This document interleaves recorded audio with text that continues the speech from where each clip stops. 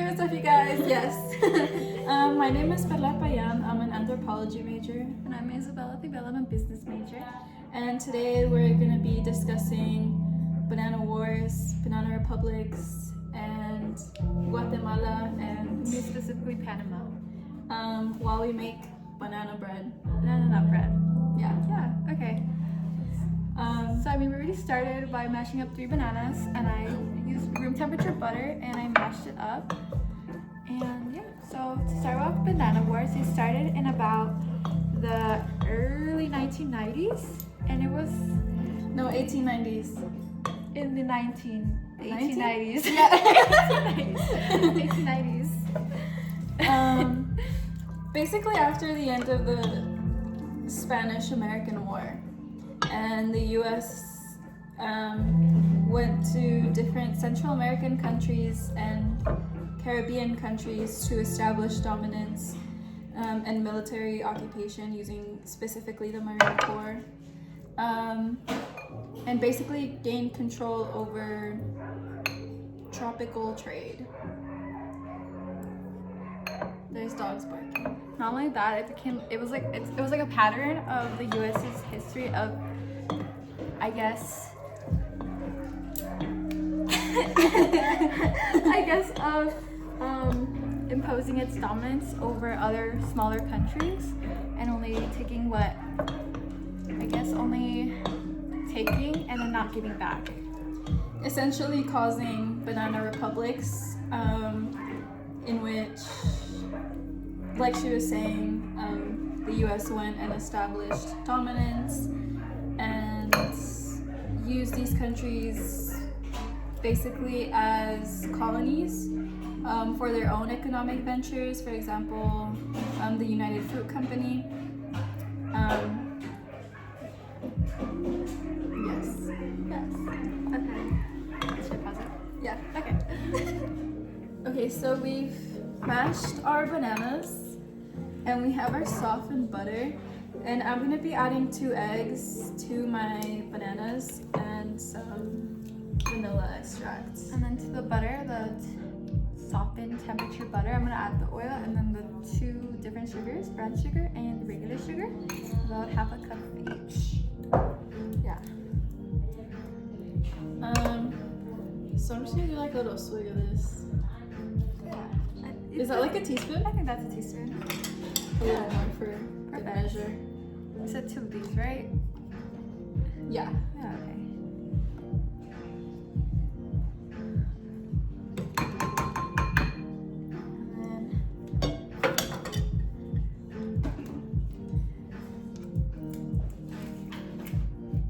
Oh my gosh. Michelle.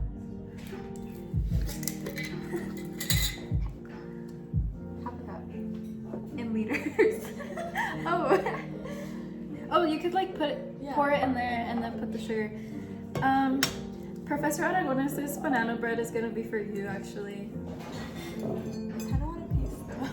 Oh, then maybe like half of it will be Yeah. for you. One slice. Yeah. Okay. I should probably wash my hands because I don't want salmonella. It's like not the right measurement tool.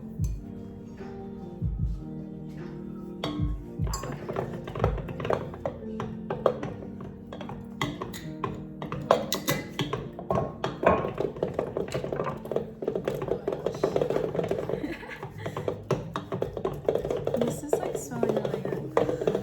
I honestly don't like the smell of the bananas. Really? Yeah. Well, you know who did like the smell of bananas? The US. It's like who?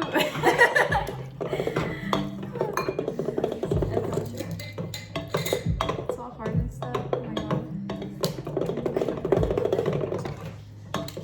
If I'm being so for real, it's like really weird to make stuff with bananas after everything that we learned. I think I could still eat bananas just fine. Yeah. Well, it's because now every time I eat bananas, I'm like, Yeah. like I know what happens. Yeah, like I know what happens. Oh my god.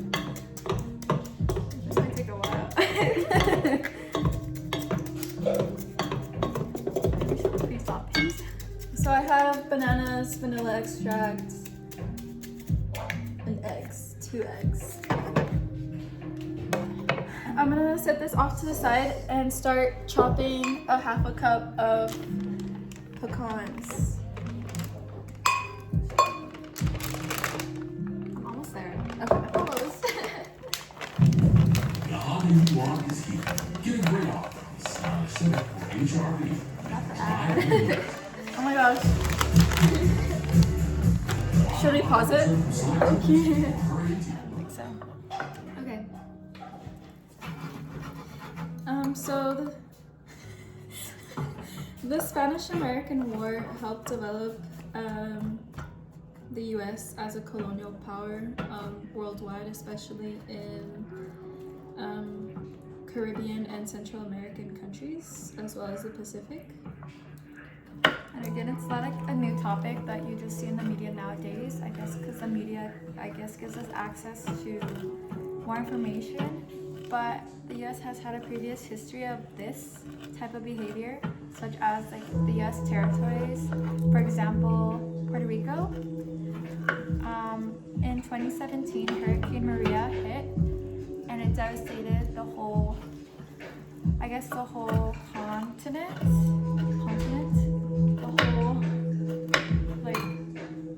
the whole island, I guess. And I guess the continent is like Asia now, not Asia, but like there's 7 continents. Yeah. Okay. And so I guess to aid in, so the U.S. had a funding to aid in the disasters, and it was reportedly supposed to be about $40 million. However, only half that money was ever seen to recover the islands. So I wonder where the other $20 million went. And just a lot of things like that, such as how all the U.S. territories don't have the same rights as American citizens.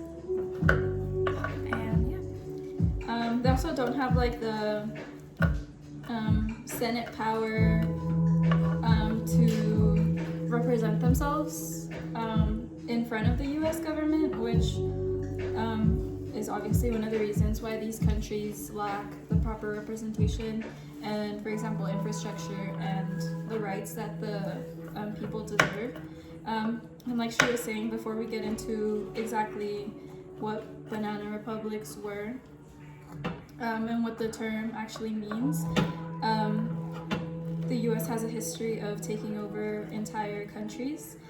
For example, the U.S. state of Hawaii, which was taken over essentially because of its pineapple production. And it was taken over by the Dole Company, which you might be familiar with. And so the Queen of Hawaii was removed from the head of state and replaced with a government of white men that supported U.S. economic ventures. And this was in 1893, so it was a couple years before the Spanish-American War and before the U.S. started going out to countries like Guatemala and Panama to essentially do a similar thing that they did in Hawaii, which is like reaping the benefits from this country and not giving them anything back. Yes. Yeah. So do you like Dole Whip? Not after learning all of that, no. What's really interesting is at my other university, which was Cornell, at some of the dining halls we had Dole Whip, we had like big machines of like Dole Whip, and it's they had like ice cream. It's like froyo kind of. I don't know. It's like both. I don't really know how to explain it. It's like people say that it's really good, but I think it's kind of mid. Yeah, it's at Disneyland, and everyone's like, you need to try it. What's really crazy is when I went to Hawaii, Dole is like really big over there. So to learn all this history about how evil Dole actually was in acquiring Hawaii is like really shocking, because you go to Hawaii and that's like their main thing. We went on a tour of like the Dole plantations, and they present it as this really positive thing, like, oh yeah, like this is like our export, and it like helps us so much, and like it takes up so much space over there, and but they don't really go into how they even like got there. Yeah, Yeah. it's just presented as like a positive thing. And also, I never knew about that. Yeah, I didn't know. No one told me when I went to Hawaii, obviously, and I think that's crazy. Yeah. No, because like the other day, she had like a furry mask. Okay, We like include that in the podcast. Okay. So I'm done chopping the pecans. And I'm done mixing the butter and the 2 sugars and the oil. Okay, I think next I have to mix the banana mix and the butter mix. Yeah. And I'm gonna be mixing the dry ingredients. So it's 2 cups of flour. So I'll put this in a bowl. Oh, I didn't give you a whisk. Oh my gosh. I'm gonna borrow this real quick.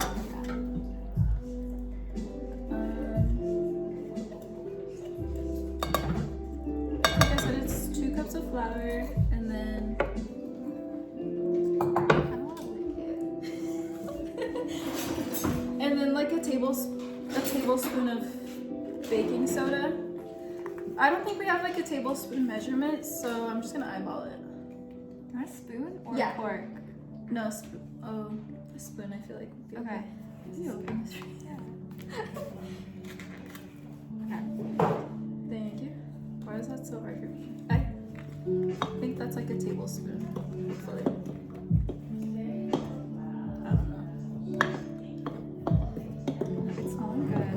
Oh my gosh. I'm gonna mix that first into the flour, because one time I baked bread and I didn't mix in the baking soda, and it like failed. Like that bread did not rise, and it was horrible for me. Anyway,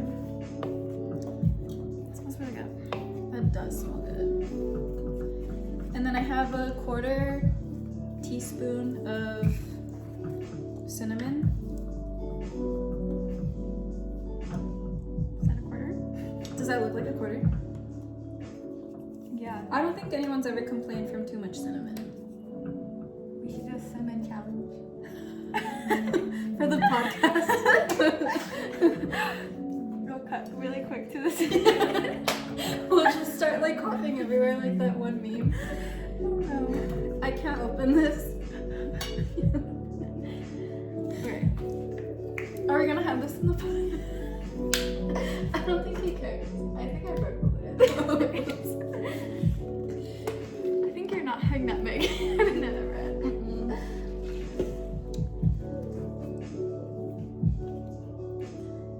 Like she said, Professor, you might not have nutmeg in this banana bread because we can't open it.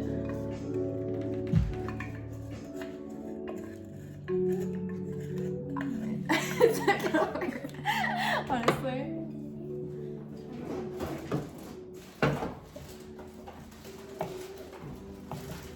Isabella, are you having fun or not really? Making bread? Yeah. Yeah, of course. Are you having fun? Yeah. I bet you out of all the groups, we're having the most fun. And we should get extra points for that. Honestly, I think we put the most thought into it. I think that we're better than everyone else. for cultivating a friendship, we should get extra points because that's the point of like class. You have vanilla. Oh. See, wasn't we talking about lifelong bread and stuff? Yeah. Yeah. I don't know if any of your other groups are having this much fun. I'm gonna cut while we can like try to find the nutmeg. We were able to open the nutmeg. Anyway, so I will now start discussing Guatemala's history as far as being a banana republic. And I think one thing I want to clear up before we talk about this is the term banana republic is almost like a stand-in for the word like colony, because essentially that's what these countries were. So after the Spanish-American War, American businesses literally went to all these basically newly acquired territories to try and establish their businesses and ways to grow these businesses and these companies. One of these companies was the United Fruit Company, now known as Chiquita. So this country basically went to Guatemala and took over every aspect of business, including transportation, like infrastructure, railways, basically had a monopoly over the entire country. Plantations, just to use this country to export bananas and take these bananas back to the US, sell them, and yeah, I'm gonna cut and then like. So again, this happened in the 1890s, early 1900s, right after the Spanish-American War. So many years later, in 1952, the president of Guatemala basically introduces these new policies where he plans to redistribute like hundreds of thousands of acres of land back to Guatemalan citizens. Oh, sorry. instead of having them all owned by the United Fruit Company.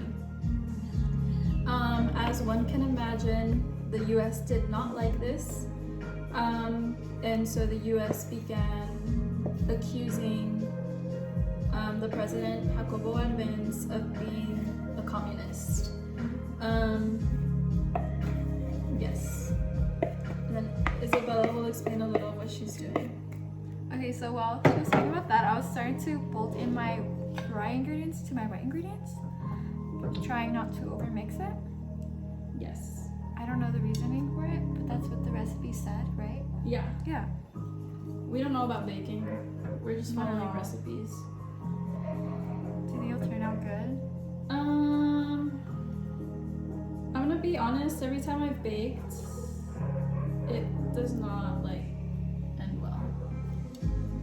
Anyway, so in 1954, the US sponsored a coup d'etat in... What's a coup d'etat? where they overthrow the government, essentially. So this was US state sponsored, because they were accusing Arbenz of being a communist because he essentially wanted to get rid of this corporation in Guatemala.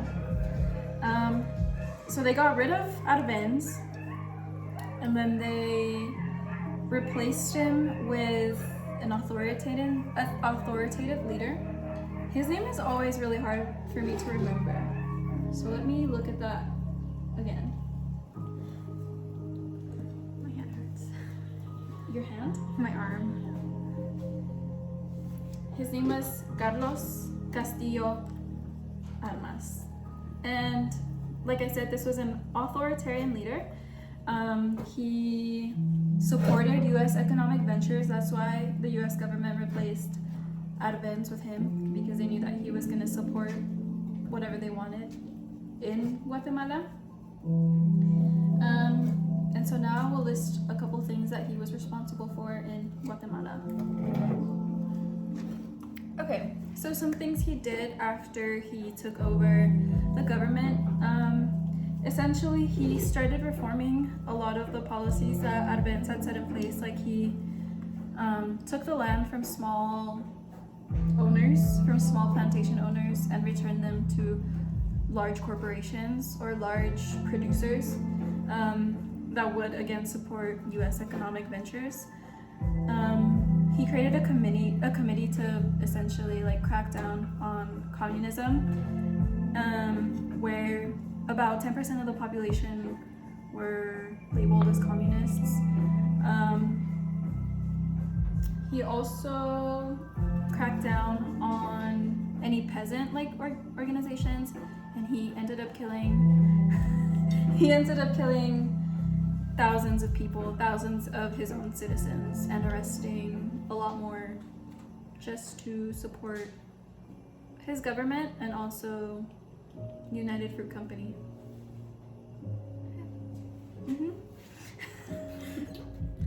Okay, so while I talk about the history of Panama and the U.S., Perla's gonna mix in the pecans into the Mixture. the wet mixture. Yeah. Yeah. Okay, but fold it in. Yeah, it has to be folded in. It can't be mixed in. The recipe was really particular about that. Yeah. So basically, similar to Perla's topic of the history, similarly. Yeah. To Perla's topic, the history of Panama and the U.S. relations dates back to 1903, following the separation of Panama from Colombia. Basically, okay, so I'm going to start off with the U.S.'s relationship with Manuel Antonio Noriega, who was a former military leader in Panama. Okay, so during his rise to power, he was firstly highly trusted by U.S. officials, gaining their trust, I guess, gaining their trust, okay? And then while his rise to power started, he also was being suspected of drug trafficking. And That's because of crazy. that, right? That's crazy. Yeah, I mean, to be fair, like, I would do the same. Like, in the most, like... Okay, I don't think you anyways. should be saying that to a professor. Anyways, so yeah, so he was being suspected of drug trafficking, which of course was later found to be true, and that kind of accusation strained the relationship between the U.S. and Panama. And not only that, the U.S. decided they wanted to overthrow Noriega, who was in power at the time. And so in October 1989, an attempt to overthrow Noriega failed, and after that, the U.S. declared Panama and the U.S. in a state of war. Yeah. Yeah. So I've heard that the Panama Canal is an example of American imperialism, but I'm not sure why exactly. That's interesting that you say that, because I'm here to tell you about the history of the Panama Canal. So basically, so the United States acquired the rights to build the Panama Canal during the first years of the 20th century, and it was actually in the process. Panama was in the process of getting apart from Colombia. So I guess Colombia really didn't want to agree to this treaty or whatever. However, they still built the canal, and the U.S. authority. Okay, so in 1964, the United States and Panama renegotiated a treaty. Okay, so the first treaty was basically that the U.S. can use this canal and build it. Well, they built it themselves actually, and use it for military exports and things like that.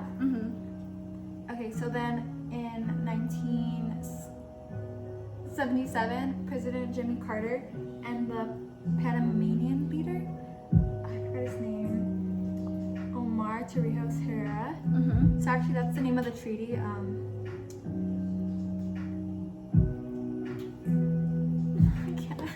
Sorry, so it's actually called the Torrijos-Carter Treaties, and so it allowed the United States to defend itself from treaties of imperialism made by Soviet-aligned states.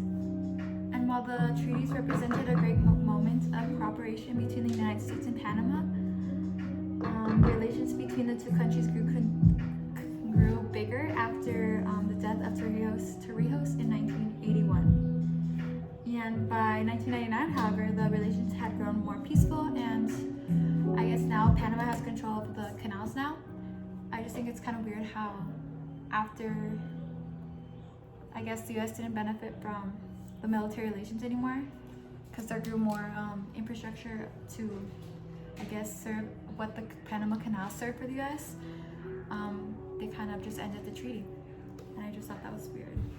Mm-hmm. And The U.S. is usually weird. the U.S. That's keeps what I've doing learned this. from researching. Yeah. So as far as our banana bread, we have it in a pan. We're gonna try to bake it for like an hour and see how it goes. Hopefully we don't burn it. I don't think we'll burn Okay. I think it'll be less than an hour because we have a different sized pan than it said in the recipe. So we'll see you guys when we see you guys. I don't know why I'm saying you guys, it's just Professor Aragones. Okay. So our banana bread finished baking, so we're gonna do our first reactions to it on camera. Okay. Oh, okay.